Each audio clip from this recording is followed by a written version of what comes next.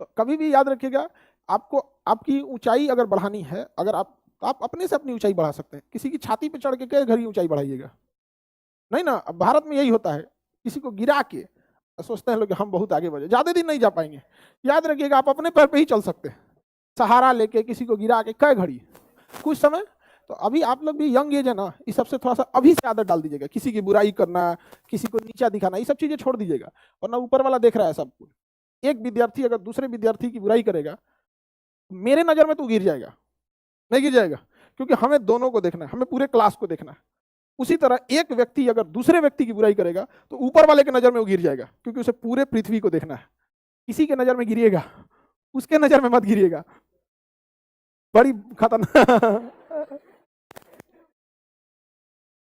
आगे बढ़े, आगे देखते हैं। तो बहादुर शाह जफर की पत्नी पूरी सूचना क्या कर दी थी, लीक कर दे। के बाद बहादुर शाह जफर के दोनों बच्चों को गोली मार दिया गया और इन लोगों को भेज दिया गया कहाँ, रंगून।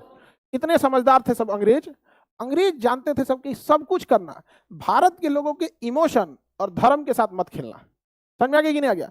धर्म के साथ अगर खेल दिए तो भारत का आदमी बढ़िया से लपेट देगा, क्योंकि हमारे यहाँ ना धर्म बहुत बड़ा मायने रखता है, बहुत ज्यादा।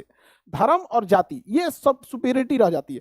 देश वगैरह की बात हम 26 जनवरी 15 अगस्त को भी कर लेते हैं, देश प्रेम की बात उसी दिन हम लोग कर लेते हैं। समझ में आ गया गया? वरना अगर आप ऐसे देखिएगा तो आपको एक मूवी बनी थी जिसमें एक केसरी करके गाना है, उसमें भारत के सिख सैनिकों ने अफगान के सैनिकों को खदेड़ दिया था। भाई पिछवा अंग्रेज थे, सब इनको भी खदेड़ दो।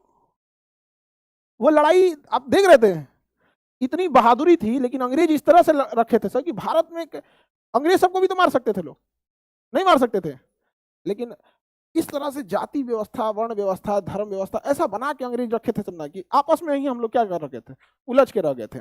आगे बढ़िया। तो बहादुर शाह जफर के बाद मुगल वंश क्या हो गया, समाप्त हो गया। मुगल वंश